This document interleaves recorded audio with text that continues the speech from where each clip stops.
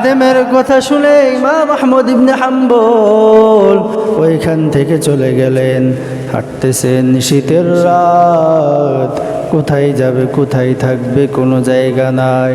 হঠাৎ কুয়াশার মধ্যে দেখতে পাইলেন একটা জায়গায় আগুনের ধোঁয়া, আর ওইখানে একজন যুবক রুটি বানাই বিক্রি করে। ওইখানে চলে গেলেন, গিয়ে বললেন, যুবক, আজ রাত আমি তোমার চুলার পাশে কাটাইতে চাই, তুমি কি আমাকে একটু অনুমতি দিবা? আমি অনেক দূরে সফরের জন্য বের হয়েছি। যুবক ডাক দিয়া বলে, রে হুজুর, আপনি একজন মুসলমান, আমি একজন মুসলমান, আপনার উপকার করা এটা তো আমার সৌভাগ্যের বিষয়। আপনি সারা রাত আমার চুলার পাশে কাটিয়ে দেন, কোনো সমস্যা নাই। শীতের রাত্রে ইমাম আহমদ ইবনে হাম্বল রাহমাতুল্লাহি আলাইহি একটা হাদিস সংগ্রহের জন্য সফরে বের হয়েছেন। একটা দিন সফর করতেছেন, হঠাৎ এক জায়গায় গিয়ে দেখে মাগরিবের আজান। ওইখানে মাগরিবের নামাজ আদায় করলেন।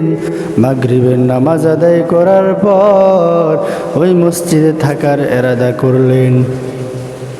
খাদেম রে ডাক দিয়া বলতেছে, রে খাদেম, আমার জন্য থাকার একটু ব্যবস্থা করে দাও, আমি সকালবেলা আবার এখান থেকে চলে যাব। খাদেম ওই ইমাম আহমদ ইবনে হাম্বলকে চিনতে পারে নাই।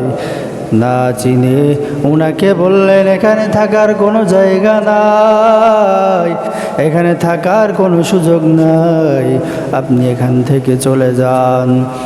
যে আসলে যে যারে চিনে সে তাকে মানার চেষ্টা করে, যে যাকে চিনে না সে তাকে মানে না। ইমাম আহমদ ইবনে হাম্বল ওইখান থেকে চলে যাওয়ার ইরাদা করলেন। ওইখান থেকে যখন চলে যাবে, যাইতে যাইতে আরেক জায়গায় পৌঁছানোর পর ওইখানে ইশারের আজান দিয়ে দেয়। ইশারের নামাজ আদায় করার পর ওইখানে থাকার ইরাদা করলেন। সকলে যখন চলে যায়, খাদেম রে ডাক দেওয়া বলে, রে খাদেম, আমি আজ এই রাত্রে মসজিদে থাকতে চাই, আমার একটু থাকার জায়গা করে দাও। ওই খাদেমও চিনতে পারে নাই যে ইনি যুগ শ্রেষ্ঠ আলেম ইমামে আহমদ ইবনে হাম্বল রহমতুল্লাহি আলাইহি। খাদেমের কথা শুনে ইমাম আহমদ ইবনে হাম্বল ওইখান থেকে চলে গেলেন। হাঁটতেছেন, শীতের রাত, কোথায় যাবে কোথায় থাকবে কোনো জায়গা নাই। হঠাৎ কুয়াশার মধ্যে দেখতে পাইলেন একটা জায়গায় আগুনের ধোঁয়া, আর ওইখানে একজন যুবক রুটি বানাই বিক্রি করে। ওইখানে চলে গেলেন, গিয়ে বললেন, যুবক, আজ রাত আমি তোমার চুলার পাশে কাটাইতে চাই, তুমি কি আমাকে একটু অনুমতি দিবা? আমি অনেক দূরে সফরের জন্য বের হয়েছি।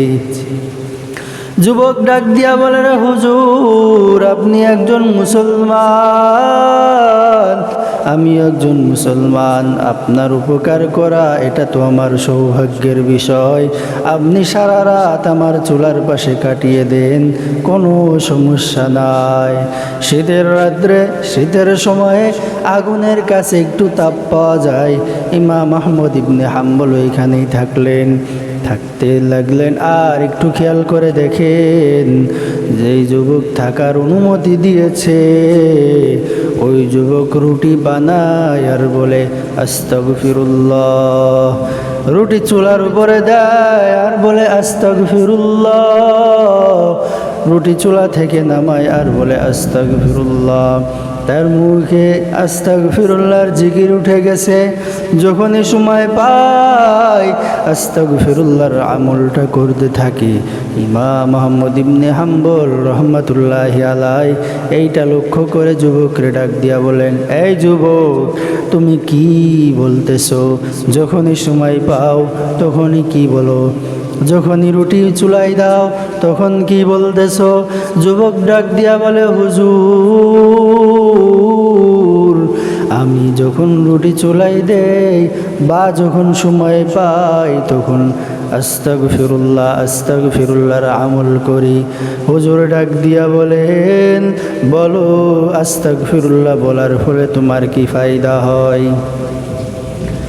ওই যুবক ডাক দিয়া বলে, হুজুর গো, আমি আস্তাগফিরুল্লাহর আমল যখন থেকে শুরু করেছি আজ পর্যন্ত এমন কোনো দোয়া নাই আমি করেছি আর আমার আল্লাহ কবুল করে নাই।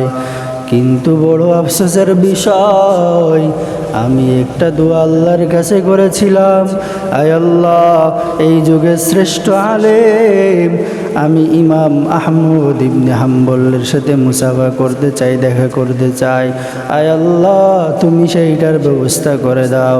ও হুজুর আজ পর্যন্ত এই দোয়া আল্লাহর দরবারে কবুল হয় নাই। ইমাম আহমদ ইবনে হাম্বল আশ্চর্য হয়ে ডাক দিয়া বললেন, এই যুবক তোমার দোয়া আল্লাহ কবুল করে নিয়েছে, তুমি আমার সামনে আসো, আমি হলাম ইমাম আহমদ ইবনে হাম্বল। আর গরিদে নে কত তৈয়ার হাই जो न मांगे उससे तू बेजार है। ওই যুবক খুশি হয়ে ইমাম আহমদ ইবনে হাম্বলের সামনে চলে আসলেন। আমার কথা এগুলো বলার উদ্দেশ্য হলো, আস্তাগফিরুল্লাহ ইস্তিগফারের আমল বললে আল্লাহ তাআলা আপনার সব বিপদ আপদ দূর করে দিবেন।